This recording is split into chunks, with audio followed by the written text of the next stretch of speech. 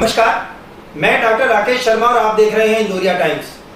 जी हाँ, आज इंदौरिया टाइम्स जिस विषय को लेकर आप लोगों के बीच में है वो कोई नया विषय नहीं है। यानी कि 3 दिन से देश के अंतर्गत जिस तरह से एक तरह से प्रदर्शन का दौर जारी है वो अपने आप में भारत देश की अस्मिता के ऊपर हाथ बन पड़ा है। क्यों ना हो, जब देश के नौजवान सड़कों पर हों और देश के अंतर्गत एक के बाद एक प्रदर्शन जारी हों और देश के अंतर्गत जितनी भी प्रदेश की सरकारें हैं वो अपने अपने कार्य क्षेत्र के अंतर्गत व्यस्त देखी जा सकें, तो भला देश का कोई एक मुखिया करे भी तो क्या करे। इन तमाम हालातों के ऊपर चर्चा वन टाइम नहीं की जा सकती, लेकिन आज का जो हमारा विषय रहेगा वो रहेगा कि केंद्र सरकार द्वारा जो जारी किया गया है, अभी एक फरमान कहें या उसको योजना कहें, जिसके अंतर्गत उन्होंने कहा है कि अग्निपथ योजना अंतर्गत जो अग्निवीर नाम से जो वो नियुक्तियां देने की जो उन्होंने घोषणा की है, जिसके अंतर्गत जो तैयारियां बहुत पहले की जानी चाहिए थी वो तैयारियां ना करके उन्होंने डायरेक्ट इस योजना को लागू कर दिया है, जिसका प्रत्यक्ष नजारा हम लोग पूरे भारत देश के अंतर्गत देख सकते हैं। जिस तरह से हिंसा शुरू हो चुकी है, जिस तरह से लोगों को बेरोजगारी सताने लगी है, जिस तरह से देश एक तरह से इनसिक्योरिटी की ओर बढ़ चला है, उन तमाम विषयों को लेकर के आज चर्चा परिचर्चाओं का दौर जारी है। नमस्कार, मैं डॉक्टर राकेश शर्मा और आप देख रहे हैं इंदौरिया टाइम्स। आज भारत देश जिन हालातों से गुजर रहा है, निस्संदेह प्रगति के पथ पर अग्रसर होता हुआ भारत देश जो दुनिया को अपनी ओर विभिन्न तरीके से आकर्षित करता रहा है, और उनमें भी सबसे बड़ी यदि किसी पहचान में कोई चीज शुमार रखती है तो वो है इंडियन आर्मी। और इंडियन आर्मी को लेकर के ही यदि देश के नौजवान सड़कों पर आ उतरे, प्रदर्शन के दौर से जुड़ जाएं, आकर आगजनी और हिंसा का हिस्सा बन जाएं, तो निस्संदेह भारत देश की अस्मिता को भी एक सवाल खड़ा होता है। उन तमाम बातों पर चर्चा करने के लिए आज इंदौरिया टाइम्स स्टूडियो में हमारे साथ मौजूद हैं हवलदार हनुमान सिंह राठौड़, जो कि कोटपुतली गौरव कल्याण सैनिक समिति के अध्यक्ष हैं। आपका बहुत बहुत स्वागत है इंदौरिया टाइम्स स्टूडियो में। तो मेरे बाईं ओर मौजूद हैं महेश जी शेखावत, जो कि ऋषिराज डिफेंस एकेडमी के डायरेक्टर हैं, और आज जो एक ज्ञापन दिया गया है कोटपुतली के अंतर्गत सेना सेवा संघर्ष समिति के आप संयोजक रहे हैं। आप ही के नेतृत्व में आज स्थानीय प्रशासन को यानी तहसीलदार को ज्ञापन सौंपा है। आपने भी अपनी मांगों को पुरजोर तरीके से उठाया है और देश के उन नौजवानों के साथ आपने भी अपनी बात को शामिल किया है कि आखिर देश के प्रधानमंत्री हो, रक्षा मंत्री हो, उन्होंने यदि देश के तीनों सेनाध्यक्षों की राय से यदि इस योजना को लागू किया है और ये योजना राष्ट्र हित में कही जा सकती है, तो फिर देश के जवान या देश के नौजवान आज सड़कों पर क्यों हैं? क्यों इस तरह की आगजनी और हिंसा का सामना लोगों को करना पड़ रहा है? क्यों पूरे देश का प्रशासन उनके ऊपर लाठीचार्ज करने को विवश है? व्यवस्थाएं बनाए जाने के क्रम में आम आदमी किस तरह से सख्ते में आ गया है? दोस्तों, एक विशेष बात जो आज आ रही है उसका मतलब एक और भी मैं समझाना चाहूंगा आपको। एक और जहां देश पत्थरबाजों का कोई समाधान नहीं निकाल पा रही थी, एक और जहां आपको ये हिंदू मुस्लिम विवाद थमने का नाम नहीं ले रहा था, एक तरफ नुपुर शर्मा का मामला देश के अंदर जिस तरह से गहराया गया हुआ है, जिस तरीके से 57 देशों का प्रेशर भारत देश के ऊपर था, इसी बीच में आखिर ऐसी कौन सी जरूरत आन पड़ी थी कि अभी आकर के इस योजना को लागू किया गया। अब यदि इस योजना को लागू कर दिया जाता है तो संभवतः आखिर देश के सामने एक नहीं, दो नहीं, बल्कि 3-3, 4-4 चुनौतियों के द्वार खुले हुए हैं। किस तरह से देश इसका सामना करेगा, कैसे इसको काबू में करेगा, यह अपने आप पे राष्ट्रीय स्तर पर एक बड़ी चुनौती है। खैर, आज हम बात करेंगे केंद्र सरकार द्वारा जो लागू की गई है अग्निपथ योजना अंतर्गत जो अग्निवीर नियुक्तियों के बारे में जो चर्चा की गई है, जिसके आयु सीमा को भी 2 साल बढ़ा दिया गया है। आखिर वो चीजें जो आज बढ़ोतरी के दौर में शामिल की जा रही है, वो चीजें पहले से क्यों नहीं उसकी प्रैक्टिस की गई, क्यों नहीं उसे डिजाइन किया गया, क्यों नहीं सबको सहमति में लिया गया, ताकि हम इस तरह के आंदोलन को रोक सकते थे।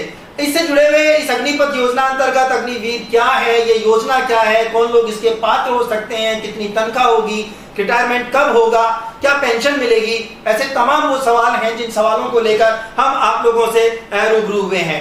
इससे पहले कि मैं अग्निपथ योजना अंतर्गत अग्निवीर पर पहुंचूं, मेरा पहला सवाल जो रहेगा वो यही रहेगा कि आज देश के अंतर्गत जो ये उग्रता के हालात पैदा हुए हैं, इस उग्रता के हालातों की वजह क्या है? आखिर क्यों युवा सड़कों पर है? मैं नहीं समझता कि खाली केवल एक योजना को लागू कर देने के कारण ही इतने बड़े आंदोलन का रूप तय कर लिया जाएगा। जरूर कोई और वजह रही होगी। तो मैं आज सबसे पहले ये बात जानने की कोशिश करूंगा। हमारे बीच मौजूद हैं ऋषिराज डिफेंस एकेडमी के डायरेक्टर महेश जी शेखावत, जो आर्मी से ही सेवानिवृत्ति लेकर आज बच्चों को आर्मी के ही क्षेत्र में आगे बढ़ाने का प्रयास कर रहे हैं। मैं महेश जी आपसे ये जानना चाहूंगा कि आज पूरे देश में इस तरह के उग्र आंदोलन की वजह आप किसे मानते हैं? देखिए, आज युवाओं के अंदर जो आक्रोश है उसका सबसे मेन मुद्दा अग्निपथ योजना नहीं है। उसका दूसरा मुद्दा ये है कि पिछले 2 साल से भारतीय सेना भर्ती की जो परीक्षा होनी थी वो कोविड का हवाला देके केंद्र सरकार आर्मी ऑफिशियल नोटिफिकेशन के माध्यम से उसको रोकती रही और ये परीक्षा है 9 बार स्थगित होने के कारण आज अंत में उसे 2 साल के बाद रद्द कर दिया गया। मैं ये कहना चाहूंगा कि जो विद्यार्थी 2 साल के लिए फिजिकल की तैयारी करता है, 2 साल से पिछले रिटर्न एग्जाम की तैयारी करता था, आज आपने उसको रोड पे छोड़ दिया। ना वो अग्निपथ योजना में जा सकता और ना वो भारतीय सेना की रेगुलर आर्मी में ज्वाइन कर सकता। दूसरा कारण ये मैं 4 बिंदु बताऊंगा, 4 बिंदुओं पे अगर सरकार गौर कर ले तो मुझे लगता है कि युवाओं का जो भविष्य है वो सुरक्षित है। पहला बिंदु ये है कि पिछले 2 साल से भारतीय सेना की जो परीक्षा रुकी हुई है उस परीक्षा को करवाया जाए। दूसरा बिंदु ये है कि भारतीय सेना के जितने भी जेडआरओ एआरओ के अंतर्गत आने वाली जो भर्ती थी उस भर्ती में 2 साल की छूट दी जाए ताकि जो युवा ओवरेज हो चुके उनको इसका फायदा मिले। तीसरी बात यह थी कि एयरफोर्स का स्टेज 1 और स्टेज 2 का एग्जामिनेशन हो चुका है, वो मेडिकल फिट हो चुके हैं, उनका फिजिकल हो गया, केवल वो ज्वाइनिंग लेटर का वेट कर रहे थे। एयरफोर्स चीफ ने इसको भी कैंसिल कर दिया। इन्होंने कॉन्फ्रेंस में अपनी बात बताई कि जो भी आगे एयरफोर्स में भर्ती होगी वो अग्निपथ योजना के तहत होगी, इसलिए भी युवाओं में आक्रोश है।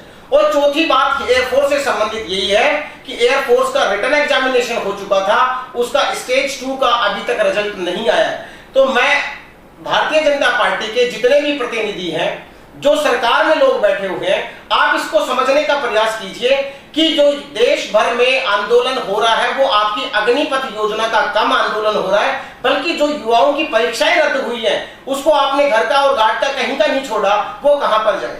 मैं उदाहरण आपको देता हूं कि भारतीय सेना में जैसे 4 ट्रेड आमतौर पर होते हैं, general duty, GD, technical, tradesman और नर्सिंग असिस्टेंट।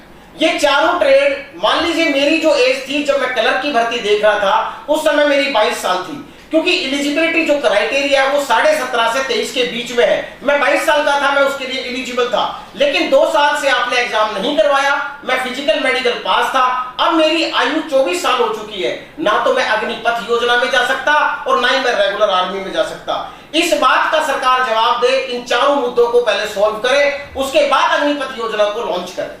आपने देखा बहुत ही संक्षिप्त और नपे-तुले शब्दों में महेश जी ने, चूंकि आप एक एकेडमी चला रहे हैं, स्टूडेंट का, युवाओं का मार्गदर्शन करते हैं, बेहतर रिजल्ट देते रहे हैं, इसीलिए आपने नपे-तुले शब्दों में उस वजह को सबसे पहले रखा है कि आज जो बार बार अग्निपथ योजना अंतर्गत अग्निवीर की बात की जा रही है, जिसे कुछ लोग नहीं समझ पा रहे हैं, और मैं कहता हूं युवाओं का एक बहुत बड़ा वर्ग इस बात को नहीं समझ रहा है, बल्कि कुछ लोग इसके अंतर्गत भी राजनीतिक रोटियां सेकने से बाज नहीं आ रहे हैं। हमें सरकार को आपके माध्यम से ये बताने का प्रयास किया गया है कि यदि जो लोग पाइपलाइन में थे, जिन लोगों ने पहले से रिटर्न पास कर लिया है, जिसका फिजिकल पास हो गया है, वो तमाम चीजें होने के बाद पहले उन नियुक्तियों को एक बार कंफर्म किया जाता और उसके बाद यदि कोई नई योजना थी, नई भर्तियां खोली जानी थी, तो उन भर्तियों को लाया जाता, जिसके बारे में भी तीनों सेना अध्यक्षों से चर्चा करके, देश के अंतर्गत काम राय करके इस कार्य को आगे लाया जा सकता था, जबकि ऐसा नहीं किया। एक और महत्वपूर्ण बात, जब कोविड के दौरान हर एक चीज को एक्सटेंशन दिया गया है, रिजर्व बैंक ने एक्सटेंशन दिया है, ईएमआई में एक्सटेंशन मिल गया है, नौकरियों में बच्चों को क्लासों से प्रमोट कर दिया गया है, क्लास में गए नहीं, एग्जाम दिया नहीं, फिर भी उन्हें अगली कक्षाओं में क्रमोन्नत कर दिया गया है, फिर भला आर्मी से जुड़े हुए, इन तीनों सेना से जुड़े हुए लोगों को उन्हें एक्सटेंशन क्यों नहीं मिला? यदि उन्हें भी केवल कोविड का बहाना देकर या कोविड के नाम पर यदि उन्हें केवल 2 या 3 साल का एक्सटेंशन दे करके इन तमाम बैकलॉग को भर दिया जाता और फिर ये सारे कार्य किए होते, तो देश के वर्तमान हालात के अंतर्गत ये योजनाएं इस तरह से चैलेंज नहीं की जाती और आज पूरे देश को इस आंदोलन प्रदर्शन से नहीं गुजरना पड़ता। हनुमान सिंह जी राठौड़, जो निश्चित रूप से आपने एक बड़ा समय आर्मी को दिया है, आर्मी के अंतर्गत क्या जज्बा होता है, आदमी की क्या सिस्टम्स होते हैं, किस तरह से डिसीजन लिए जाते हैं, वैकेंसी कैसे निकलती हैं, वो सब चीज आपके साथ है। मेरा बहुत ही सीधा सा डायरेक्ट सवाल आपसे ये है कि अग्निपथ योजना अंतर्गत जो अग्निवीर नाम से ये योजना डेवलप की गई है नियुक्तियों की, ये नियुक्तियां ना हुई, जैसे कोरोना योद्धा के रूप में हर किसी ने सर्टिफिकेट बांट दिए, हर एक व्यक्ति को कोरोना योद्धा बना दिया गया, वो चाहे हेल्थ डिपार्टमेंट से था, चाहे एजुकेशन से था, चाहे प्रशासन से था, योद्धा योद्धा नहीं रह गया। हर व्यक्ति के घर में आज एक सर्टिफिकेट मौजूद है योद्धा के नाम पर, जबकि योद्धा वो होता था जो कि फील्ड में, मैदान में लड़ा करता था। आपको क्या लगता है, क्या अग्निपथ योजना के अंतर्गत अग्निवीर की ये योजना भविष्य में हिंदुस्तान की आर्मी को एकजुट रख सकेगी? और क्या केंद्र सरकार द्वारा लाई गई अग्निपथ योजना देश हित के लिए एक योजना है जिसके परिणाम भविष्य में आने हैं। आज हम तुरंत प्रभाव से देखें तो कोई भी योजना लागू होते ही उसके परिणाम नहीं आते हैं, उसका धीरे धीरे उसका असर होता है और धीरे धीरे वो योजना के प्रभाव जब लागू होंगे देश में आएगी। जो सेना भर्ती है वो दो तरह की होती है, एक अनिवार्य होती है, एक ऐच्छिक होती है। कुछ देश हैं जैसे चाइना है, इजराइल है, उत्तरी कोरिया है, इनमें अनिवार्य सेवा लागू है। वो हर युवा को उतने साल की आयु के बाद करनी पड़ती है। लेकिन हमारे भारत में, अमेरिका में, इन देशों में अनिवार्य सेवा लागू नहीं है, ऐच्छिक सेवा लागू है। और ये जो योजना है ये इन दोनों योजनाओं से अलग योजना है और इसको जापान ने शुरू में लॉन्च किया था और जापान से ये योजना लागू हुई। इसमें क्या है कि पेंशन और वेतन को बचत करके देश के संसाधनों के लिए लगाना है। इसका प्रमुख उद्देश्य ये है कि हमारे पास चाइना जो देश है उसके पास हमारे से 5 गुना टैंक ज़्यादा है, हमारे से 5 गुना हवाई जहाज ज़्यादा है। तो वो देश तरक्की इस आधार पे करके गया है और हमारे जो देश के एक बार भर्ती होने के बाद वो 28 साल तक वहाँ जेसीओ बन के नौकरी करता रहता है, दूसरा युवा इंतजार करता रहता है। इसलिए अग्निपथ योजना को लाया गया है ताकि हर 4 साल बाद दूसरे युवाओं को भी चांस मिले। और इसमें जो युवा बेरोजगार हैं, चाय की थड़ी पर बैठकर चाय पीकर दिन गुजार रहे हैं, कोई इनकम नहीं है, उनको जो वेतन है वो 30,000 रुपए प्रति माह के हिसाब से वेतन दिया जाएगा और 4 साल में बढ़ोतरी होकर 40,000 तक अंतिम वेतन मिलेगा। इसमें 30% रिडक्शन होगा, जो कटौती जैसे 30,000 प्रथम माह में मिला वो 9,000 रुपए उसके जमा होंगे और सरकार भी 9,000 रुपए जमा करेगी, दोनों मिलकर 18,000 रुपए जमा हो जाएंगे। इसी प्रकार 5,20,000 रुपए इंडिविजुअल के टोटल 4 साल में जमा होंगे और 5,20,000 ही गवर्नमेंट जमा करके और कुल उसको 11,71,000 रुपए 4 साल बाद मिलेंगे। योजना में बेरोजगारों को तो है ही, बाकी देश प्रशिक्षित हो जाएगा। पूरे देश में इतने युवा शिक्षित हो जाएंगे इस वजह आधुनिक अस्त्र शस्त्र विद्या में कि बड़े से बड़े देश के साथ यदि युद्ध होगा तो उनको खोजने की, आज मान लो यूक्रेन में युद्ध हो गया है और रूस के साथ उनकी वो भिड़ंत हो रही है, तो रूस के सामने वो कहीं टिक नहीं पा रहा है। उनके पास यदि इस प्रकार की योजना में उनके और युवक भी मिलिट्री के प्रशिक्षित लोग होते तो आज वो भली भांति उनको वापस बुला सकते थे। इसलिए योजना में ये सम्मिलित किया गया है कि हर एक युवा, देश का प्रत्येक नागरिक जो युवा हैं वो शिक्षित हों और उनको पैसा भी दिया जाए, सुविधाएं भी दी जाए और वहाँ पर उनको ट्रेनिंग दी जाएंगी। विभिन्न प्रकार के उनको ट्रेड्स और ग्रेड्स के बारे में समझाया जाएगा, सिखाया जाएगा और सेवानिवृत्ति के बाद उनको बाहर जो पद हैं उनके लिए खाली आरक्षित रहेंगे। पुलिस वगैरह में, दूसरे जो होम मिनिस्ट्री के अंडर जो अर्धसैनिक बल आते हैं उनमें उनकी वैकेंसियां रखी जाएगी और उनके लिए प्रायोरिटी बेस पे उनको दिया जाएगा। आप ये कहना चाह रहे हैं कि जो योजना है वो निसंदेह जो भारत सरकार ने लागू की है वो युवाओं के हित में है। योजना राष्ट्र के हित में है क्योंकि हमारा पैसा, हम जीएसटी का पैसा इकट्ठा करते हैं या केंद्र सरकार के पास और अन्य संसाधनों से पैसा आता है, उसको हम अपने ही नागरिकों को वेतन और पेंशन में बांट लेंगे। हमने इकट्ठा किया और हमने ही बांट लिया, फिर देश के लिए हम टैंक और दूसरे हवाई जहाज कहाँ से बनाएंगे? तो आपका बहुत बहुत धन्यवाद। आपने देखा कि अभी सबसे पहले महेश जी ने एक बात कही, उन्होंने कहा था कि बात अग्निपथ या अग्निवीर से शुरू ना हो करके पहले उस हालात से शुरू होनी चाहिए कि आखिर आप पूरे देश में बवेला मचा तो मचा क्यों। तो आपने अभी जो हनुमान जी हैं उन्होंने जो बात कही वो भी अपने आप में राष्ट्र में एक बहुत बड़ी बात निकल कर आ रही है। जबकि आज लगभग इतना समय गुजर जाने के बाद भी रूस और यूक्रेन के युद्ध का कोई नतीजा नहीं निकल पा रहा है।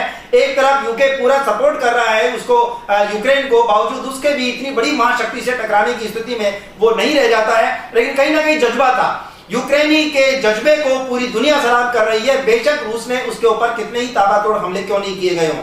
कहीं ना कहीं इस योजना को अभी इस समय पे लागू किया जाना कहीं ना कहीं उस देश पे होने वाले उस खतरे को ध्यान में रखते हुए भी स्थानीय केंद्र सरकार से जुड़े हुए प्रधानमंत्री नरेंद्र मोदी और रक्षा मंत्री राजनाथ सिंह के दिमाग में ये बात जरूर रही होगी कि क्यों ना हम ये अपने पूरे देश को एक तरह से प्रशिक्षित करें, युवाओं को चाय की थड़ी से उठा करके उन्हें देश सेवा के जज्बे से जोड़ा जाए, और न केवल उन्हें जोड़ा जाए बल्कि वो एक पेंशनभोगी कर्मचारी होने की बजाय स्वयं अपने कार्यकाल को एक लिमिटेड समय के अंतर्गत देश के लिए जाबाजी का परिचय देते हुए बहुत जल्दी अपने दूसरे साथियों को भी वो प्लेटफॉर्म उपलब्ध करवाए, ताकि देश के अंतर्गत किसी भी हालात को, किसी भी चुनौती का सामना करने के लिए संपूर्ण देश एकजुटता के साथ किसी भी आक्रांता या किसी भी दुश्मन को जवाब देने की स्थिति में रहे। बातों को ध्यान में रखते हुए अब मैं टू द पॉइंट आपसे बात कर रहा हूं कि अग्निपथ योजना अंतर्गत आखिर अग्निवीर प्रक्रिया क्या है।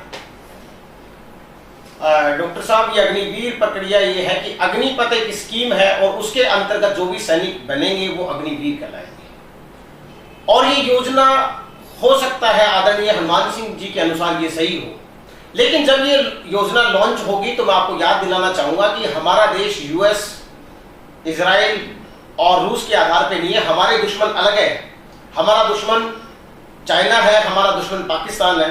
अगर मैं आपको अतीत में ले जाना चाहूं तो चाहे वो 47 का पाकिस्तान का एक छोटा सा इंसिडेंट हो, दूसरा 62 का चीन का युद्ध हो, 65 का पाकिस्तान 71 के साथ में पाकिस्तान और 99 का युद्ध हो, ये युद्ध ऐसे नहीं जीते गए कि 4 साल के अगर अग्निपथ अग्निवीर वहां पे भेजोगे तो हमारे देश से रेजिमेंटल सिस्टम खत्म हो जाएगा, हमारे देश से रेजिमेंटल स्पिरिट खत्म हो जाएगी, मुझे उस ऑफिसर से, उस जेसीओ से, उस अनुभवी लोग से अटैचमेंट खत्म हो जाएगा। मैं आपको याद दिलाना चाहूं कि अगर 4 साल के लिए हम अग्निवीर को भेजते हैं तो 1 साल में हमें 90 दिन की छुट्टी मिलती है, और 90 को हम 4 से कैलकुलेट करें तो ये 1 साल की छुट्टी हो जाती है। इसका मतलब 3 साल बच गई। 3 साल में वो 6 महीने की ट्रेनिंग एक रेजिमेंटल सेंटर में लेगा, उसके बाद उसको रेजिमेंट की ट्रेनिंग प्लस अदर ट्रेनिंग करते करते 1 साल हो जाएगी। उसके पास 2 साल बची हुई है। वो 1 साल काम करने के बाद में वो देश की चिंता नहीं करेगा, वो अपनी चिंता करेगा कि मुझे आगे जाके कहां सेटलमेंट करना है। भारतीय सेना नौकरी का जरिया नहीं है, भारतीय सेना सेवा का जरिया है। अगर मुझे पता है कि मैं 15 साल के लिए फौज में सुरक्षित हूं, मुझे पेंशन मिलेगी, मुझे मेडिकल फैसिलिटी मिलेगी, मेरे बच्चे सुरक्षित हैं, तो मैं तन मन धन से समर्पित भाव से देश की सेवा में जुट जाऊंगा। लेकिन मुझे पता है कि मेरी फैमिली इनसिक्योर है कि मुझे 4 साल बाद में कहां सेटल होना है। अभी तक किसी भी स्टेट पुलिस ने, पैरामिलिट्री फोर्सेस ने, सेंट्रल गवर्नमेंट या स्टेट गवर्नमेंट ने ये गारंटी नहीं दी है कि आप 4 साल के आने के बाद में आपको हम स्टेट पुलिस में ले लेंगे। ये जुमलेबाजी पहले भी बहुत चलती आई, जब तक रिटर्न में कोई स्टेटमेंट ना हो आज का युवा उस बात को कैसे मान लेगा। 4 साल जाने के बावजूद आपने कह दिया किसको 11 लाख रुपए एक साथ मिल जाएगा, 11 लाख में से 5 लाख तो आपने उसकी सैलरी में से काट लिया, आपने तो 5 लाख रुपए दिया, कुल उसको अमाउंट अगर मान लीजिए आज 15 से 20 लाख मिल भी जाता है, क्या 15 से 20 लाख अमाउंट मिलने के बाद 4 साल बाद में उसकी वैल्यू क्या होगी? क्या वो उसको सही से यूटिलाइज कर पाएगा? अपनी फैमिली के लिए उस पैसे का कैसे इस्तेमाल करेगा? उसका फ्यूचर बिल्कुल अंधकार है। दूसरी सबसे बड़ी बात है कि सेना ये 4 साल के भाड़े वाले अग्निवीरों को अनुभवी सैनिक के साथ कैसे तालमेल करेगी, बहुत बड़ी बात है। मैं आपको उदाहरण देना चाहूं कि देश के अंदर रेजिमेंटल सिस्टम नाम नमक और निशान पे चलता है, और ये नाम नमक निशान का जब तक रेजिमेंटल स्पिरिट नहीं होगा, ये 4 साल वाले ये अग्निवीर कभी भारतीय सेना को आगे नहीं बढ़ा सकते। दूसरी सबसे खतरे की बात है, हमारे देश में 1 नेशन 1 थ्योरी है। आप पूरे भारतवर्ष में अग्निवीर पैदा कर देंगे। आपको पता है कन्याकुमारी से श्रीनगर तक सारे अग्निवीर अगर पैदा हो गए तो 4 साल बाद में वो गुंडे मवाली पैदा होंगे। आपके पास में क्या गारंटी है कि वो हथियार की ट्रेनिंग लेके वो सुरक्षित आपके देश को सुरक्षित रखेंगे? मैं माफी चाहूंगा, 370 हटने से पहले कश्मीर के हालात क्या थे आप इसको बखूबी जानते हैं। अगर जम्मू कश्मीर का एक युवा अगर भड़क गया और उसने किसी ने लालच दे दिया, आपकी जितनी सैलरी है स्टेट पुलिस मुझसे ज्यादा, अगर किसी ने उसको लालच दे दिया, 4 साल का ट्रेन सोल्जर जो भारतीय सेना की बाइयों को अंदर से जानता है, आप देश का क्या हाल करने वाले? भारतीय सेना कौन सी कहां पे काम करती है, उसका लेआउट कैसा है, उसका डिप्लॉयमेंट कैसा है, उसकी लड़ाई की स्ट्रेटेजी क्या है, वो सारी की सारी बात वो अग्निवीर जानता है, जिसको आपने 4 साल बाद में धक्का मार दिया। दूसरी बात मैं और कहना चाहूंगा कि भारतीय सेना में भ्रष्टाचार बढ़ेगा। अगर आपके 100 में से 25 सैनिकों को परमानेंट किया जा रहा है तो परमानेंट करने के लिए हमारा, मैं आप इस बात की कोई शर्म नहीं है, उसमें लॉबी बनेगी और वो लॉबी उन 25% को परमानेंट करने के लिए कुछ ना कुछ वहां पे करप्शन फैलेगा। 75% को आपने बाहर कर दिया, उनकी श्योरिटी नहीं। 25% जो आपके अधीन काम करेंगे वो 4 साल तक जब तक आपकी गुलामी नहीं करेंगे तब तक आप उसको परमानेंट नहीं करेंगे। दूसरा, अभी तक केंद्र सरकार ने ये बात नहीं की है कि 25% लोगों को हम परमानेंट किस आधार पे करेंगे। आप मुझे बताइए कि एक सैनिक ट्रेनिंग करने के बाद सीधा सियाचिन ग्लेशियर में पोस्टेड हो जाता है, एक सैनिक सीधा पुंछ राजौरी द्रास बटालियन में पोस्टेड हो जाता है, जो कमांडिंग ऑफिसर से 2 से 3 साल तक मिलता ही नहीं है। आप उसका असेसमेंट किस आधार पे करोगे? आपके पास में कोई मैप नहीं है, आपके पास में कोई लेआउट नहीं है कि 25% सैनिकों को आप किस आधार पे रोकोगे। इसलिए ये आज की भारतीय सेना से खिलवाड़ है। आप मुझे बताइए, क्या एक्सपेरिमेंट करने के लिए आपको भारतीय सेना ही मिली थी? ये कोई फिल्मी ड्रामा चल रहा है कि अग्निवीर अग्निपथ क्या मूवी बन रही है यहाँ पे? क्या भारतीय सेना मिली आपको एक्सपेरिमेंट करने? क्या पैरामिलिट्री फोर्सेस नहीं थी आपके पास में? क्या सीआरपीएफ, बीएसएफ, आईटीबीपी और सीआईएसएफ नहीं थी? आपने सेना को इसका वजूद बना दिया। और अगर आपको इसका एक्सपेरिमेंट ही करना था तो कम से कम पहले एक पायलट प्रोजेक्ट करते, एक छोटे रूप में करते, और जब वो कामयाब हो जाता पूरी भारतीय सेना पे लगा देते।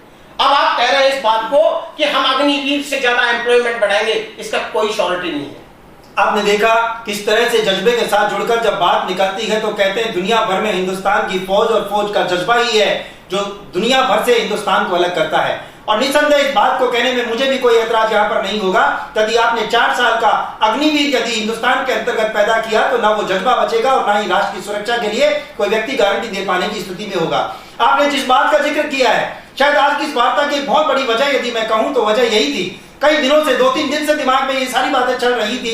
सोशल मीडिया पे जिस तरह का माहौल पैदा हो रहा था, जिस तरह से आगजनी की घटनाएं बढ़ रही थी, जिस तरह से पत्थर मारों की स्थितियां बदल रही थी, जिस तरह मस्जिद और मंदिर का विवाद चल रहा है, जिस तरह से हर एक चीज को लेकर कभी बुलडोजर आ जाता है, कभी देश के संविधान पे सवाल खड़ा कर दिया जाता है, तो कहीं जुडिशरी पे सवाल खड़ा कर दिया जाता है। ऐसे हालात में यदि हमने अग्निवीर के नाम पर अपनी सेना के बीच में उन लोगों को ले जाकर ट्रेंड करके अपनी स्ट्रेटेजी के साथ उन लोगों के साथ उनको जुड़ा रखा, तो ये क्या गारंटी है कि वो व्यक्ति अपने भविष्य को सुरक्षित रखने के चक्कर में किसी मिलिटेंट से नहीं मिलेंगे? यदि वो किसी आतंकवादी संगठन से मिल जाते हैं, पड़ोसी देश से मिल जाते हैं, या अपने देश के अंतर्गत कुछ ऐसे लोग उसके ऊपर हावी हो जाते हैं, तो सरकार का कौन ऐसा व्यक्ति होगा जो ये जिम्मेदारी लेगा कि यदि सरकार की इस योजना के बाद यदि देश के हालात बद से बदतर हो जाते हैं तो आखिर देश के नागरिकों की सुरक्षा की जिम्मेदारी कौन लेगा? अपने आप में एक बड़ा सवाल है। सवाल ये नहीं है कि नौकरी कितने साल के लिए मिल रही है, सवाल ये भी नहीं है कि आपने 5 लाख को प्लस 5 लाख करके उन्हें दे दिया गया है, लेकिन अगले 5 साल या 10 साल के बाद उस 10 लाख की कीमत क्या रह जाएगी, उस परिवार की सिक्योरिटी क्या रह जाएगी? और यदि मैं गलत नहीं हूं तो जब भी किसी युद्ध के अंतर्गत किसी फाइट में देश का जवान शहीद होता है तो तिरंगे में लपेट कर जब वो शहीद अपने मातृभूमि के किसी गांव की मिट्टी के अंतर्गत लाया जाता है तो गांव का हुजूम जो उमड़ता है, जो तिरंगे की शान में लोगों के रोंगटे खड़े होते हैं, जो वंदे मातरम के नारे लगते हैं, वो नारे लगना संभवतः हिंदुस्तान में फिर शेष नहीं रह जाएंगे, क्योंकि उसे पता है कि 4 साल के बाद वो व्यक्ति अपने आप वापस घर आने वाला है। महत्वपूर्ण ये नहीं है कि मुद्दा क्या है, महत्वपूर्ण ये है कि जो कि आपने कहा कि यदि ये योजना लागू ही करनी थी तो एक साइंस के विद्यार्थी की तरह से आपको उसे किसी पायलट प्रोजेक्ट के अंतर्गत ले जाना चाहिए था, अन्य गतिविधियों के अंतर्गत टेस्ट किया जाना चाहिए था। जैसा कि माननीय हनुमान जी ने कहा कि भाई इसके लिए एक्सपेरिमेंट किया गया है, यदि एक्सपेरिमेंट सफल होता है तो इस एक्सपेरिमेंट को हमें आगे ले जाना चाहिए था, लेकिन डायरेक्ट तीनों सेनाओं के ऊपर इसको लागू कर देना अपने आप में एक बहुत बड़ी बात है। आसान नहीं होगा इस पूरे मुद्दे को शांत करना, सभी लोगों को संतुष्ट करना एक बहुत बड़ा सवाल है। मैं हनुमान जी आपसे आखिरी में एक सवाल ये करना चाहूंगा कि अभी आपने महेश जी को भी सुना, आपने अपने विचार भी रखे और आप भी जिस जज्बे से उसमें शामिल हुआ करते थे, नो डाउट आपकी उदार नीति के अंतर्गत आपने ये कहा कि बच्चों को चांस मिलना चाहिए, युवाओं को चांस मिलना चाहिए। एक व्यक्ति लंबे समय तक रहेगा तो एक लंबा बैकलॉग तैयार हो जाएगा, जिसकी वजह से यह आंदोलन खड़ा हो गया। लेकिन महेश जी को सुनने के बाद जिस तरह से आतंकवादी गतिविधियां बढ़ेंगी, जिस तरह से धर्म विशेष के लोगों ने हिंदुस्तान को इनसिक्योरिटी का एहसास कराना शुरू कर दिया है, क्या अग्निवीर के बाद में ये सिक्योरिटी बनी रहेगी या कहीं ना कहीं हम देश को असुरक्षा की स्थिति में ले जाके खड़ा करेंगे? मैं महेश जी की बात का सम्मान करता हूं। केंद्र सरकार की योजना, जैसे केंद्र सरकार ने कृषि कानून लगाए थे और वो वापस ले लिए गए, वो नहीं चले, तो योजना या परियोजना में संवर्धन करना, संशोधन करना, परिवर्तन करना ये केंद्र सरकार का हक है। और वो इसकी ट्रायल को यदि इसको अच्छी नहीं लगेगी, हो सकता है इसको बंद कर दे, वापस ले ले। लेकिन इस बीच जो आगजनी हिंसा हुई या कुछ लोगों ने सुसाइड कर लिया है, इन सब चीजों का खामियाजा कौन भुगतेगा? इसका क्या रिटर्न है? इसका क्या रिटर्न है? ये तो कानून अपना काम करता है। बड़े बड़े जो नेता हैं, बड़े बड़े जो अधिकारी हैं, कर्नल जनरल हैं, वो भी गद्दारी देश से कर जाते हैं और जेलों में भी पीछे भी गए हैं। उसके लिए तो कानून अपना काम करेगा और कानून के तहत उनके अगेंस्ट एक्शन लिया जाएगा। आज भी बहुत से सैनिक जो कर्नल हैं और जेसीओ हैं, सिपाही हैं, वो जेल में पड़े हुए हैं, आज भी पड़े हैं। तो वो अलग थ्योरी है। मैं आपकी बात से सहमत हूँ। पूर्व सेना अध्यक्ष ने भी ये बात कही थी कि जो सेना है ना, वो वेतन के लिए नहीं है, सेना एक जज्बा है। और जिस तरह से नाम, नमक और पहचान की बात आप करते हैं, जिसकी वजह से उसे जाना जाता है, यदि उसे केवल और केवल वेतन और वेतन से मिलने वाले भत्ते और पेंशन से जोड़कर हम देखेंगे तो फिर युद्ध के मैदान में व्यक्ति लड़ नहीं पाएगा, उसका फोकस कुछ और हो जाएगा। क्या कहेंगे आप? बिल्कुल सही बात है, क्योंकि अभी तक जो देश प्रेम का जो जज्बा सैनिक में है वो अग्निवीर में नहीं होगा। क्योंकि अग्निवीर को ये मालूम है कि तेरे को 4 साल बाद जाना है, तो वो जितनी उसमें पेंशन भी नहीं मिलेगी, ये भी उसको मालूम रहेगा। तो जब कोई सुविधा नहीं है, आज कोई भी पूर्व सैनिक है, गलत काम करने से हिचकता है। क्यों हिचकता है? उसको पता तेरी पेंशन बंद हो जाएगी। लेकिन उसको, अग्निवीर को तो मालूम है मिलती ही नहीं है, तो क्या करेंगे? तो उससे वो जो उपद्रवी हो सकता है, उसके जो विचार और भाव है वो चेंज हो सकते हैं। जैसा कि आपने बताया, वो आतंकवादियों से भी मिल सकता है, लेकिन आतंकवादियों के खिलाफ भी कार्रवाई सेंट्रल गवर्नमेंट करती है, वो उसके खिलाफ कार्रवाई होगी। नहीं, लेकिन वो आतंकवादी एक नकाब पहन करके यदि अग्निवीर बन के हमारी ही सेना के बीच हमारी स्ट्रेटेजी का अध्ययन कर रहा होगा, तो आज इतनी कड़ी सुरक्षा के बावजूद भी हमारे सीक्रेट्स आउट हो जाते हैं, तो इसकी क्या गारंटी होगी कि सरकार के वो सीनियर लोग जो परमानेंट हैं, जिनको आप 25% के जरिए लाएंगे, या जो लोग अभी वर्किंग में हैं, वो लोग अपने अनुभव को कैसे साझा करेंगे, देश को कैसे सिक्योर करने की वो बात करेंगे? देखिए, अभी 25% का ही तो ट्रायल है, 75% तो जो है परमानेंट सोल्जर हैं और 75% के साथ 25 को डाइल्यूट किया जा रहा है। यदि ये योजना कितनी कारगर होती है तो भविष्य बताएगा। आज तो इसके परिणाम नहीं आ रहे कि आज ही के दिन इसका सारा कंक्लूजन निकाल करके और ये बता दिया जाए कि ये ऐसे होगा। इसमें कुछ चेंजिंग भी होगी। आज इसमें ऑफिसर्स का कोई नाम निशान नहीं है कि ऑफिसर्स के लिए कैसे लागू होगा, उनकी पेंशन जो है लागू होगी या नहीं होगी, या एज इट इज रहेगी, वो भी एक कमी है। इसके बाद यदि करना ही है तो इनको अपने एमएलए एमपीज का भी करना चाहिए, उनकी भी पेंशन में उनके टाइम पीरियड को भी कम करना चाहिए। इसमें जो संविधान का जो समानता का अधिकार है उसका उल्लंघन हो रहा है, क्योंकि केवल सैनिकों का एक कम टाइम पीरियड कम किया जाए, सैनिकों की पेंशन बंद की जाए, ऐसा जो प्रावधान देश के लिए जो है हानिकारक है। आप स्वयं मानते हैं इस बात को कि नो डाउट देश हित में ये योजना हो सकती है, लेकिन खामियां भी बहुत हैं। हाँ। और यदि उन खामियों को दूर नहीं किया जाता है, पूरे देश के संविधान के अंतर्गत सैनिक से लेकर के और जनप्रतिनिधियों तक यदि समानता नहीं बरती जाती है, तो शायद देश के हालात को कंट्रोल करना बड़ा मुश्किल होगा। आप क्या मैसेज करेंगे कि आगजनी और हिंसा से देश का युवा दूर रहे? युवाओं को इसके अंदर भागीदारी लेने में फायदा है और उनको एक नॉर्मल जीवन से, नादान बुद्धि से जो है उनको एक परिपक्व सोल्जर बनाया जाता है, तो इसमें उनको भाग लेना चाहिए। ट्रायल देश में जो भी कानून होता है, हमारा देश शुरू से ही अपने सीनियर्स का रेस्पेक्ट करता रहा है। अपने पॉलिटिकल लीडर्स ने या हमारे द्वारा जो सिलेक्टेड जो हमारे मंत्री हैं उनके द्वारा बनाए हुए कानून हैं, तो उनको मानते आए हैं, उनको देख के मानना चाहिए। उसके क्या परिणाम होते हैं, कैसे होता है, वो आगे की बात। आज उसके लिए कुछ भी नहीं कह सकते। हम वीर हिंद के सैनिक हैं, तोपों को चलाने वाले, दुश्मन के जंगी जहाजों को जमीन पे गिराने वाले, जमीन पे गिराने वाले। क्या बात, जय। ये है आर्मी का, इंडियन आर्मी का जज्बा, जिसे आपने अपने स्लोगन के माध्यम से आज के यूथ के साथ शेयर किया है। आपका बहुत बहुत धन्यवाद कि आपने इंदौरिया टाइम्स के लिए हमेशा की भांति इस बार भी समसामयिक परिचर्चा के अंतर्गत न केवल शामिल हुए, बल्कि अपने अनुभव से आपने युवा पीढ़ी का मार्गदर्शन किया। आपने देखा उम्रदराज व्यक्ति जो कि देश के उस जज्बे से जुड़े रहे, आप हमारे बीच में रहे और आपने माना कि नो डाउट राष्ट्रहित में यदि ये योजना है भी, जिसके परिणाम आज नहीं सारे कैलकुलेट किए जा सकते, तो इसमें बहुत सारी खामियां छोड़ी गई हैं। ऑफिसर्स का क्या होगा, पेंशन सब बंद हो जाएंगी तो इनसिक्योरिटी पैदा होगी, और एक व्यक्ति जब सिक्योर महसूस नहीं करेगा तो कौन व्यक्ति किसी के तिरंगे में लिपटने का इंतजार करेगा। नो डाउट हर दिन कोई युद्ध नहीं होता, और युद्ध होने के लिए यदि अवधि 5 से 10 साल की हो, इससे पहले यदि युद्धवीर अपने युद्ध क्षेत्र के अंतर्गत अपना कौशल ना दिखा पाए तो कहीं ना कहीं उसके मन में भी वो जज्बा बाकी रहेगा कि जिस जज्बे के साथ वो उसने आर्मी में उसने शामिल हुआ था वो कार्य कर नहीं पाया। सर पे हिमालय का छत्र है, चरणों में नदियां एकत्र हैं, हाथों में वेदों के पत्र हैं, देश नहीं ऐसा अन्यत्र है।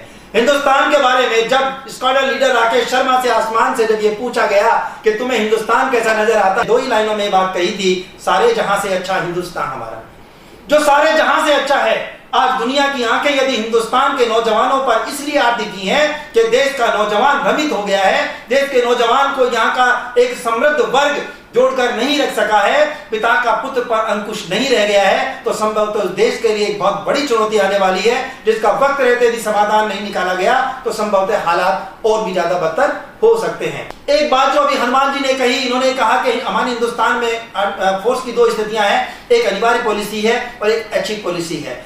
अदर कंट्रीज के साथ यदि अनिवार्यता जुड़ी हुई है तो चूंकि अनिवार्यता हमारे यहाँ की पॉलिसी नहीं है तो हम दोनों चीजों को एक साथ नहीं देख सकते। हमारे दोस्त भी अलग हैं तो हमारे दुश्मनों का क्राइटेरिया भी अलग रहा है। उन सब चीजों को दिमाग में रखकर यदि हिंदुस्तान अपनी जड़ों को मजबूती के साथ पकड़े रखेगा तो नो डाउट वही बात रहेगा कि वंदे मातरम का आगाज ही अपने आप में पर्याप्त होगा दुनिया को बता देने के लिए कि इंडियन आर्मी जब सामने होगी तो संभवतः सामने वाले के पैर पहले ही उखड़ जाया करते हैं। माना कि ये अग्निवीर की योजना ले आई जाती है, इसके कौन लोग पात्र होंगे। एक बार मैं चाहूंगा कि जितना आपने इसे समझा है उसे आप रेगुलरली इस चीज को बताएंगे कि ये जो अग्निवीर होंगे ये अग्निवीर कौन होंगे, यानी कौन लोग पात्र होंगे इसके, क्या उसकी मिनिमम एलिजिबिलिटी होगी, ये आप हमें बताएंगे।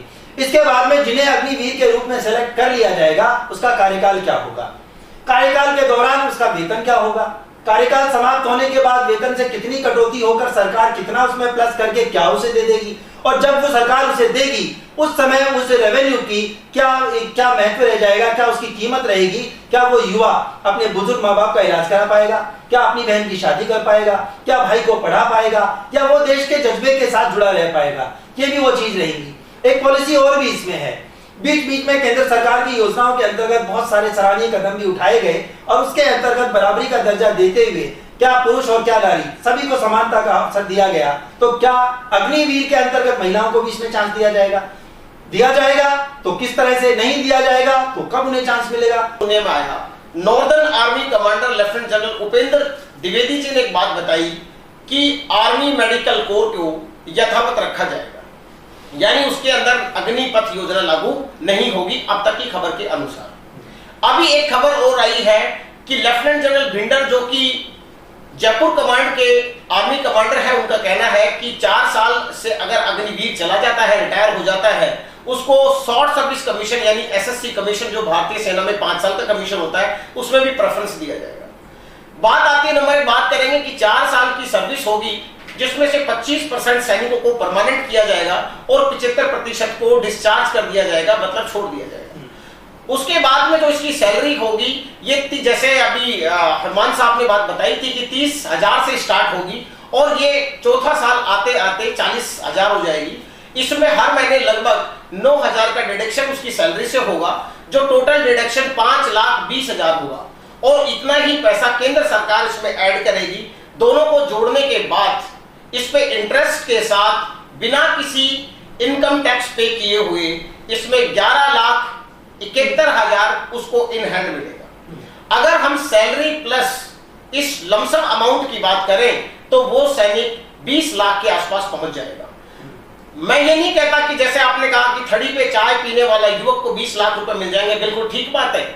जो बच्चा पढ़ने में बहुत अच्छा नहीं है उसके लिए योजना बहुत अच्छी है, और जो बच्चा यूपीएससी की तैयारी करता है तो मैं मानता हूं इस बात को कि वो पहले ही इस स्कीम में नहीं आएगा। तो उस युवा के लिए अगर 23 साल या 21 साल तक इतना अमाउंट उसको मिल जाता है तो उसके लिए एक बहुत बड़ा अमाउंट है, वो अपनी फ्यूचर प्लानिंग कोई भी कर सकता है। लेकिन अनफॉर्चुनेट गवर्नमेंट ने जो इसमें किया है वो ये है कि अगर इसको 5 साल कर दिया होता तो ग्रेजुएटी मिल जाती। अब इसमें ग्रेजुएटी नहीं मिलेगी, ना मेडिकल सुविधा मिलेगी, ना कैंटीन सुविधा मिलेगी, ना आपको एक्स सर्विसमैन का कोटा मिलेगा। सबसे बड़ी दुखद बात है कि आपको एक्स सर्विसमैन का कोटा नहीं मिलेगा। जैसे आप सैनिक गए थे, जैसे आप वापस आ जाओगे। अब जितनी भी स्टेट गवर्नमेंट है, जैसे आदरणीय योगी जी ने ये बात बताई है कि यूपी पुलिस के अंदर इनको प्रेफरेंस दिया जाएगा। अब ये अभी तक क्लियर नहीं है, जब तक ऑफिशियल गजट या नोटिफिकेशन नहीं आ जाता हम कैसे मान ले कि आपने कितना प्रतिशत इनको कोटा दिया। एक यूपी ने घोषणा की है, अभी तक बाकी जितने भी स्टेट हैं, स्पेशली जो कांग्रेस शासित वो राज्य हैं, वो तो इसके अगेंस्ट में है, चाहे ये पॉजिटिव हो या नेगेटिव हो। बाकी भी जो हमारे जितने भी वेटरन्स हैं, आर्मी के जनरल रिटायर हैं, चाहे वो लेफ्टिनेंट जनरल जीडी बख्शी हो, चाहे वो जनरल सहगल हो, चाहे जनरल पीआर शंकर हो, मतलब मैं ये अगर पिछले 5 से 6 दिन में ये देख रहा हूं कि जितने भी आर्मी के जिन्होंने लड़ाइयां लड़ी हैं, जिन्होंने भारतीय सेना को बहुत करीब से देखा है, वो कोई भी इस योजना के पक्ष में नहीं है। आप समझ सकते हैं कि आज के सर्विंग जनरल है वो कहीं ना कहीं भारत सरकार की बात को मान रहे हैं। मन में उनको भी नहीं है। अगर आप कॉन्फ्रेंस को देखेंगे, 14 जून को जो कॉन्फ्रेंस हुई थी, डिपार्टमेंट ऑफ मिलिट्री अफेयर्स के जो प्रेजेंटेशन दे रहे थे लेफ्टिनेंट जनरल अनिल पुरी, उनको भी प्रेजेंटेशन करने में कहीं ना कहीं हेजिटेशन हो रही थी। और तीनों सर्विसेज चीफ को आपने देख लिया कि उनके चेहरे पे वो जो खुशी होती है, वो कॉन्फिडेंस होता है, वो नहीं था। इंटरनली उनको भी कहीं ना कहीं ये डर है कि ये योजना हम लागू कर रहे हैं, भारतीय सेना का आगे क्या होने वाला है। क्योंकि पायलट प्रोजेक्ट से जो चीज योजना स्टार्ट होती है, अगर वो विफल भी होगी, मैं आपको उदाहरण देना चाहूंगा। इंसास राइफल 2002 में भारतीय सेना में आई थी। इंसास राइफल को एक रेजिमेंट के ऊपर एक्सपेरिमेंट किया गया, उसको पास करने के बावजूद उस राइफल को जो डीआरडीओ में बनी थी उसको एक्सेप्ट कर लिया गया। दूसरी बात, एमबीटी अर्जुन टैंक को भारतीय सेना के ऊपर थोपा गया। अर्जुन टैंक एक बहुत बड़ा टैंक है जिसका 60 टन का वेट है, उसी के बनस्पत अगर T90 की बात करें तो वो 40 टन का है। एक बड़ा टारगेट है, स्पीड उसकी कम है, मोबिलिटी उसकी ज्यादा है, तो आप समझ जाइए उस टैंक को भारतीय सेना ने रिजेक्ट कर दिया। फिर भी हमारे डीआरडीओ ने या भारत सरकार ने उसके ऊपर थोप दिया। अगर आप सेना पे कोई चीजें थोपेंगे तो भारतीय सेना उतना अच्छा परफॉर्म नहीं कर पाएगी जितना वो करती आई है। मुझे इस बात का बड़ा गर्व के साथ मैं कह सकता हूं कि मैंने विदेश में सेवा की है। मैं सूडान में इंडियन पीस कीपिंग का हिस्सा रहा हूं और इंडियन पीस कीपिंग के हिस्से में रहते मुझे बात समझ में आई कि भारतीय सैनिक जितना मजबूत है, चाहे वो फिजिकली हो, मेंटली हो या प्रोफेशनली हो, किसी और आर्मी का नहीं है। तो ये हमारा जज्बा कहां से आया? ये हमारा नाम, नमक, निशान और वो रेजिमेंटल सिस्टम से आया। अब आपने रेजिमेंटल सिस्टम को पूरी तरह से स्पॉइल करने का प्लान कर रहे हैं और आप क्या कर रहे हैं कि ऑल इंडिया ऑल क्लास, ये ऑल इंडिया ऑल क्लास से रेजिमेंटल सिस्टम कैसे चलेगा बात समझ में नहीं है। हमारे पूरे जनरल खिलाफ है, गवर्नमेंट को समझ में ये बात नहीं आ रही कि जो अनुभवी लोग हैं, क्या एक आर्मी के जनरल से ज्यादा कोई पॉलिटिशियन जान सकता? कभी नहीं जान सकता। और वो इस पॉलिसी को एक्सेप्ट नहीं कर रहे, फिर भी आप बोल रहे हैं इसमें ये फायदा हो जाएगा, हम ये कर देंगे, हम वो कर देंगे। मुझे डर है। आप इस बात की गारंटी ले सकते हैं कि 75% जो भी लोग अग्निवीर छोड़ के आएंगे वो पूरे के पूरे 75% आप किसी ना किसी फोर्स में आप उनको एक्सेप्ट कर लेंगे, तो ये देश बच सकता है। अगर उसमें से आपने 75% में से 25% को लोगों को एक्सेप्ट किया, चाहे वो पुलिस हो, पैरामिलिट्री फोर्सेस हो, आसाम राइफल हो, 50% लोगों का क्या होगा? क्या है उनकी फ्यूचर प्लानिंग? और 21 साल के बाद में आपने क्या बात कही है जो आज भी लागू है? आपने कोई नया काम नहीं कर दिया कि 10th जो आएगा हम उसको 12th का ग्रेडिंग सिस्टम के आधार पर डिप्लोमा देंगे, जो 12th आएगा उसको ग्रेजुएशन का ग्रेडिंग सिस्टम के आधार पर डिप्लोमा देंगे। आप डिप्लोमा तो दे दोगे, लेकिन क्या उसकी स्किल काम आएगी? आपने मुझे हथियार चलाना सिखाया है, आपने मुझे अंग्रेजी बोलना सिखाया, आपने मुझे टेक्निकल नॉलेज नहीं दी है। मुझे अगर किसी कॉर्पोरेट में जाना है, किसी मल्टीनेशनल कंपनी को ज्वाइन करना है, तो क्या मुझसे कोई पूछेंगे तुझे टैंक चलाना आता है? मुझे उनको टैंक थोड़ी चलवाना है। मुझे बताइए, अंबानी की किसी कंपनी में जाऊंगा मुझसे टैंक चलवाएगा क्या? आपने मुझे कौन सी स्किल सिखाई है? वो स्किल का नाम बता दीजिए। आपने कहते कि हम उनको स्किल्ड बना देंगे। आप कौन सी स्किल की बात कर रहे हैं? जो स्किल सिखाएंगे, छोड़ के वर्दी की नौकरी को कहीं पर भी अग्निवीर कामयाब नहीं है। दूसरा, मैं आप क्यों बात कर रहा हूं देश के खतरे की बात? मैं राजपूत रेजिमेंट से आता हूं और रेजिमेंटल जो स्पिरिट हमारे अंदर है, रिटायर होने के बावजूद भी वो कभी भी अग्निवीर में पैदा नहीं हो सकती। सुनिए, 4 साल का उसका टाइमिंग कैसा है, कैसे इन्होंने सेट कर रखा है। 6 महीने की ट्रेनिंग होगी, 6 महीने की ट्रेनिंग के बाद उसको किसी यूनिट में जाना पड़ेगा, चाहे वो यूनिट सियाचिन ग्लेशियर में हो, चाहे वो जम्मू कश्मीर के किसी पार्ट में हो या पीस स्टेशन में हो। उसके बाद में उसको यूनिट की ट्रेनिंग मिलेगी। यूनिट की ट्रेनिंग मिलते मिलते उसको 1 से 1.5 साल हो जाएगा। 90 दिन की छुट्टी हो जाएगी 1 साल के अंदर, लास्ट का जो उसका 1 साल बचेगा उसमें वो प्लानिंग करना होगा कि अब मुझे कहां जाना है। वो भारतीय सेना के लिए बिल्कुल समर्पित भाव से काम ही नहीं कर पाएगा, और आप इस स्कीम को लॉन्च किए जा रहे हैं। महेश जी, आप ये कहना चाह रहे हैं कि जब उन्होंने 4 साल की योजना बनाई है तो सबसे पहले तो इसका 5 साल यदि कर दिया जाता तो कम से कम उन्हें कुछ बेनिफिट्स मिलते, ग्रेजुएटी मिलती। दूसरी बात यदि हम करें तो जिस जज्बे के लिए एक युवा जो है वो आर्मी में शामिल होता है, वो जज्बा उनका नहीं रह जाएगा, ना वो नमक रहेगा, ना निशान रहेगा, और ना ही हिंदुस्तान को वो अपनी पहचान दे पाएगा।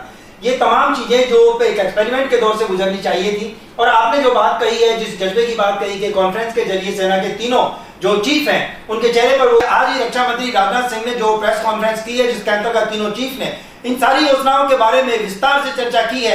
उन चीजों को यदि हम देखेंगे तो कहीं ना कहीं एक बात जो निकल कर आई है, ये देश का दुर्भाग्य है कि आर्मी चीफ हो, तीनों सेना के अध्यक्ष हो, या बड़ी बड़ी कंपनियों के यूनिवर्सिटी के वीसी क्यों ना हो, उन तमाम लोगों को लीड करने वाला एक जनप्रतिनिधि हमेशा सही नहीं हो सकता। एक देश का प्रधानमंत्री हो, देश का रक्षा मंत्री हो, या कोई भी जनप्रतिनिधि हो, उसे उस कैटेगरी की कद्र करनी पड़ेगी जिस कैटेगरी का जिम्मा आपने उसे दिया है।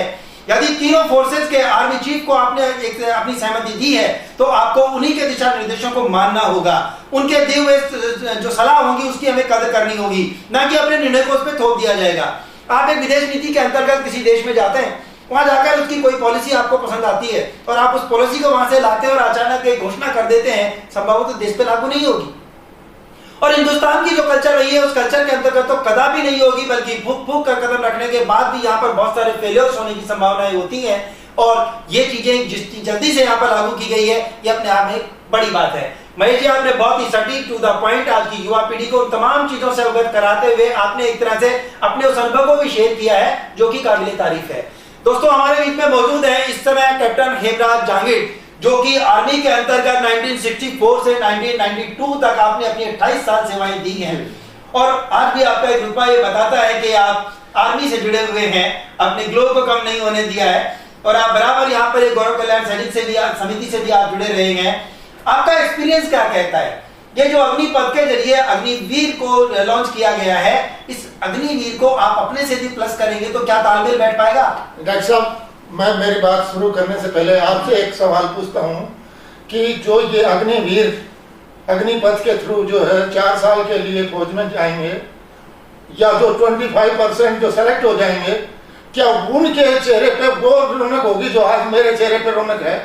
कभी नहीं होगी। कभी नहीं होगी, कभी नहीं। तो मेरे आपके आगे जो है ना, मेरे व्यू आपको यही मालूम पड़ गए। मैं ये कहता हूं कि आर्मी में जब आदमी जाता है, फौज में जब आदमी भर्ती होता है, तो वो खाली पैसे कमाने के लिए नहीं होता है। जैसा कि हमारे सीडीएस विपिन रावत ने जो है, स्वर्गीय विपिन रावत ने कहा था कि आर्मी में पैसा कमाने के लिए मत आओ, आर्मी में देश की सेवा करने के लिए। उन्होंने अपना एक इंटरव्यू भी साझा किया था, उन्होंने यही कहा था कि लोग कहते थे साहब नौकरी कब मिलेगी, कब नौकरी निकलेगी। उन्होंने कहा नहीं, नौकरी के लिए बात मत करो, मेरे से जज्बे की बात करो। बहुत बड़ी बात थी। तो ये जो अग्निपथ है ना, ये उस मोटो को तो बिल्कुल खत्म करता है।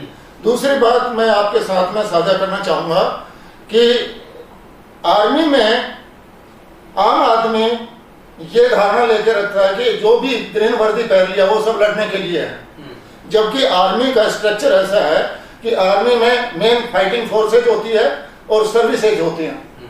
अब इन्होंने अगर मान लो वो अग्निपथ को सर्विसेज में भी लागू कर दिया, तो मैं सर्विसेज में था, ईएमई में था, तो मैंने 6 महीने जो है ये बेसिक ट्रेनिंग करी थी, जिसमें सिर्फ हथियार का बेसिक नॉलेज और परेड करना उतना सिखाया जाता 6 महीने में। तो मेरे को 1.5 साल तो मेरी टेक्निकल ट्रेनिंग में लगा था। अभी एक आदमी मान लीजिए उनको एक क्लर्क चाहिए, तो वो 6 महीने में क्लर्क में वो तो खाली मिलिट्री ट्रेनिंग करेगा, और 6 महीने के बाद में 1.5 साल उसको जो है अपनी टेक्निकल ट्रेनिंग, जो भी उसका ट्रेड होगा, क्लर्क होगा या जो भी होगा, वो 1.5 साल वो लगाना पड़ेगा। तो 2 साल हो गया, बीच में 2 साल जो है छुट्टी की निकल गए। तो उसने नौकरी क्या की, वो मान लो 25% में सेलेक्टेड भी हो गया, तो उसका आर्मी को उस 4 साल का आर्मी को क्या फायदा हुआ? इमरान जी, आप वही बात कर रहे हैं जो भी महेश जी ने कहा है कि आप इन 4 साल के दौरान उस अग्निवीर को क्या स्किल दे रहे हैं? क्या स्किल दे रहे हैं? आपने जो स्किल दी वो स्किल देश के काम आएगी भी या नहीं? वो सर्विसेज में कन्वर्ट होगी या फाइटर में शामिल होगा या ये जो कह रहे हैं, गवर्नमेंट जो कह रही है कि भाई वो जो 4 साल के बाद में जब बाहर आएंगे तो उनको पैरामिलिट्री फोर्सेज में या जो है ये बड़ी बड़ी कंपनियों में, मल्टीनेशनल कंपनियों में उनको ऑब्जर्व करेंगे। मल्टीनेशनल कंपनी तो उसको किस लिए, सिर्फ इसलिए थोड़ी कि भाई मिलिट्री, वो मैं इसी ने बताया।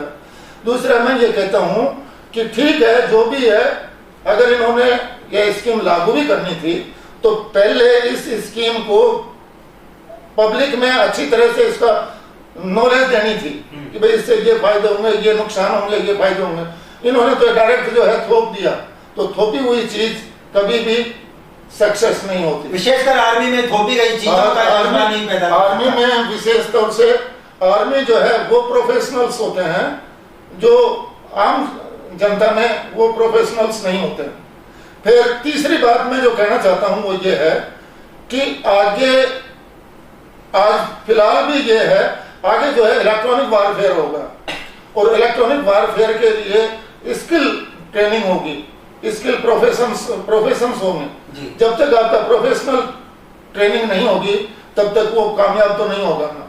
तो ये मतलब मेरे ख्याल है, मेरा जो अपना विचार है वो ये है कि ये देश को, आर्मी को, फौज को जो है बर्बाद करने का एक सगुफा है।